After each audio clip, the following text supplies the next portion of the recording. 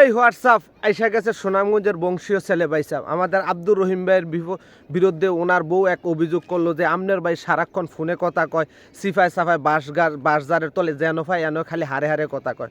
তো গেলাম আব্দুর রহিম ভাইয়ের জিজ্ঞালাম কি আব্দুর রহিম ভাই ভাবি দিয়ে আমনের নামে এই অভিযোগ করে কয় কি আর অভিযোগ। আব্দুর রহিম ভাই কোনোভাবে স্বীকার যাইতেছে না। যখন আমি ভিডিও রেকর্ড দেখাইছি যে এই দেখেন ভাবি ভিডিও করেছে তখন স্বীকার গেছে।